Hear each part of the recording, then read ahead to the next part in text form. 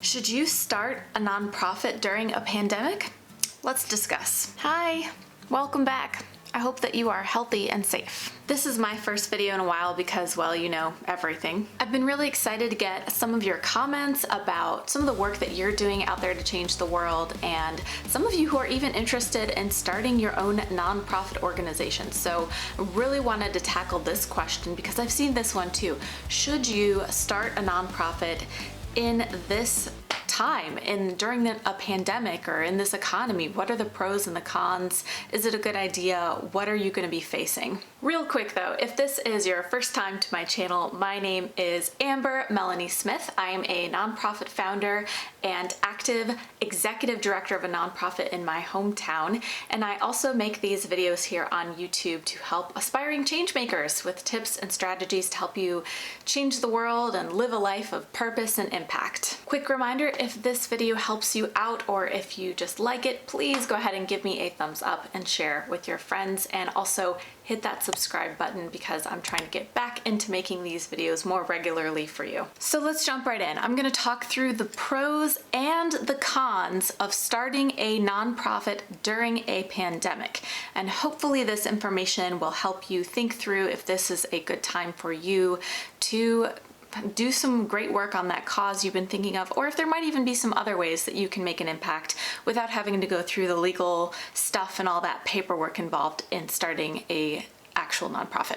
Okay, so first the pros, and by pros I mean reasons it might be a good idea to start a nonprofit during a pandemic. The first one is pretty obvious and straightforward, and that is that there are simply a lot of needs out there. There are so many people struggling to put food on their table, to pay their bills, to get medical support.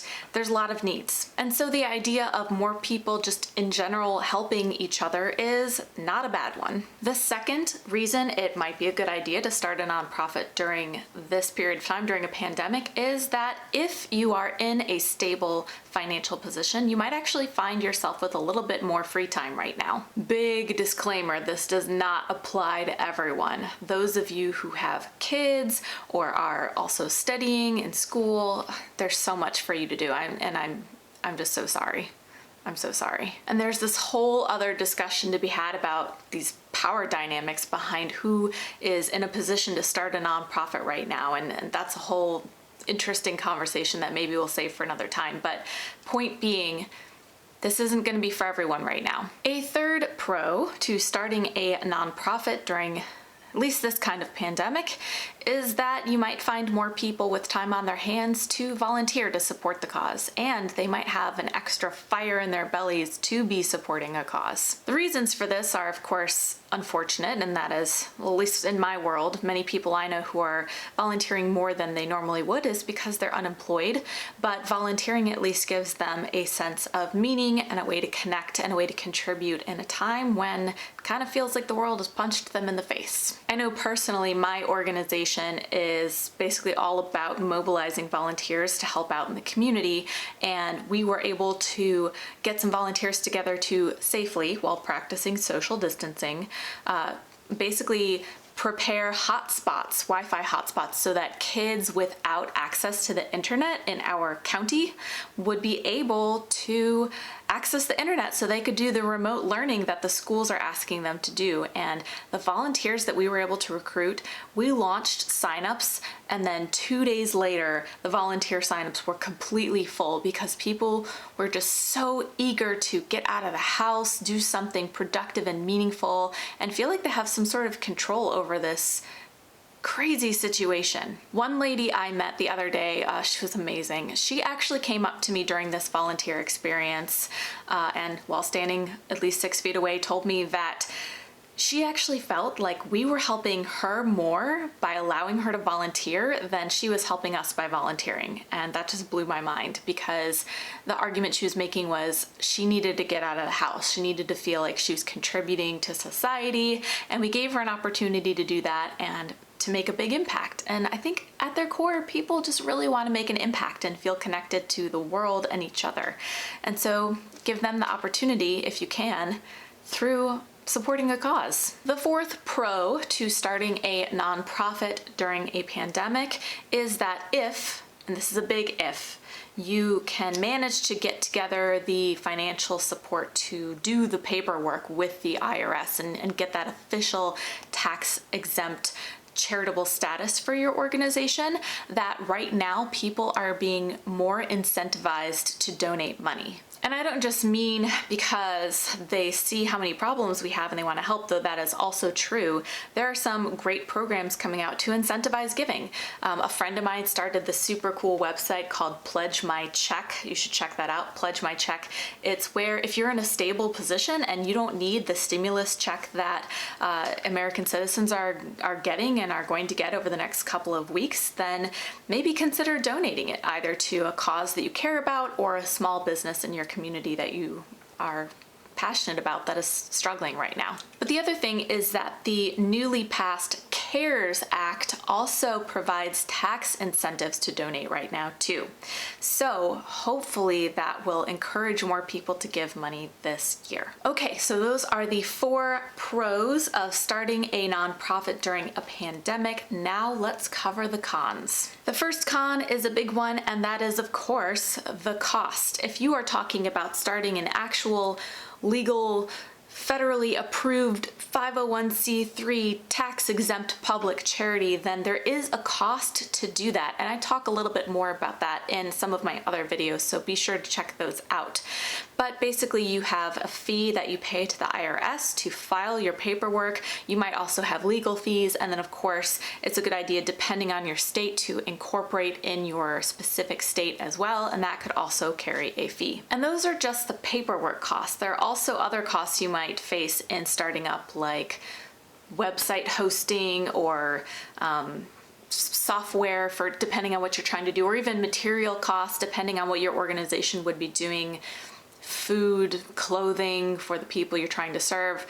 You never know if you're going to get things donated or not, especially in a time like this. So there could be, if you're not in a good financially stable position, quite a cost to starting a nonprofit right now. The other part of this is, and disclaimer, I'm not 100% sure this is true, but logically it seems like it might be an issue, is given all of the extra burden on the federal government for having to deal with some other issues during a pandemic, it is possible you might see some delays in filing your paperwork with the IRS.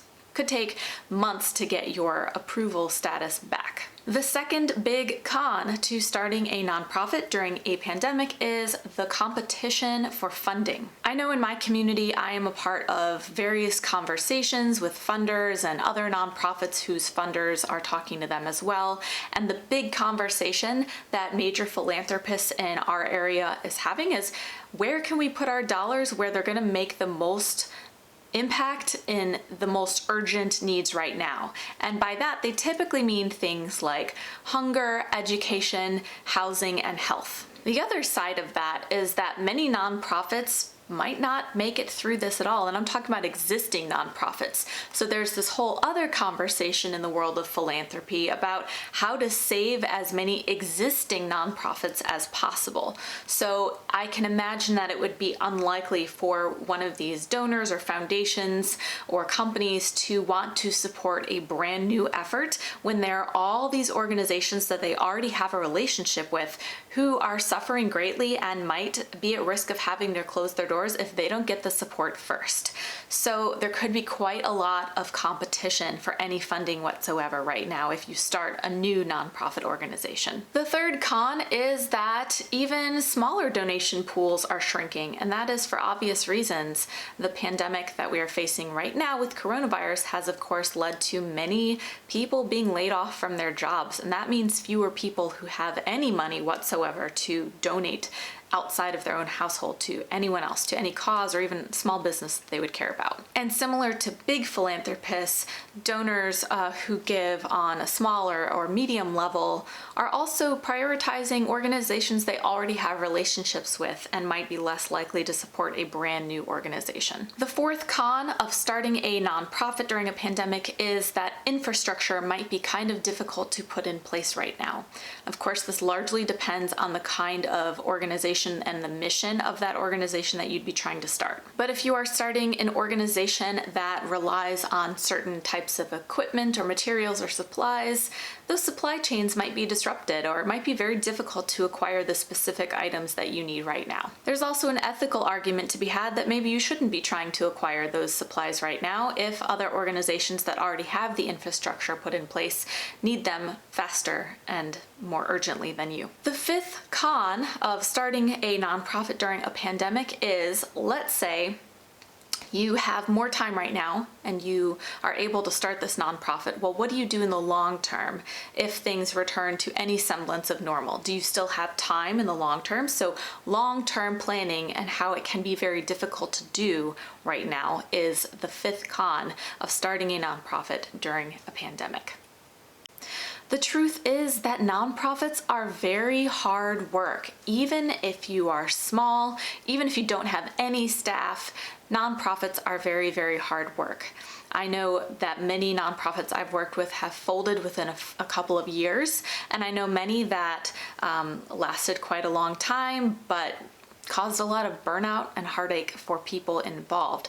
So if you're going to start a nonprofit, whether during a pandemic or not, just make sure you're in it for the long haul and that you have the ability and the resources to be able to set up an infrastructure around it that will keep it sustainable. And the sixth kind of con of starting a nonprofit during a pandemic is you don't really need to. If your goal is to make an impact, you can do that without starting a brand new nonprofit. In fact, there are so many organizations out there that would really love your help, your time, your dollars, anything that you have to offer, your talents right now to help with their existing issues.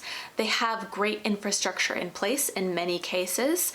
They just need the resources to be able to keep things going and to avoid bottlenecks in serving the people that they're trying to serve urgently during a pandemic. A couple ways that you can help out the community without starting a brand new nonprofit during a pandemic are, of course, volunteer. If you can't volunteer safely out of the home, there are actually a lot of ways that you can volunteer remotely or virtually or digitally using a computer or even just materials that you might have around the house. You can start a special project just like my friend did, who started Pledge My Check to raise money for nonprofits in need who are serving those most vulnerable in our communities. You could even rally your friends or your neighbors to just check on each other and see how they're doing right now and make sure that everyone in your immediate circle is getting their needs met, whether that's an extra roll of toilet paper or a hot meal. So having to weigh the pros and the cons, I think that I would lean towards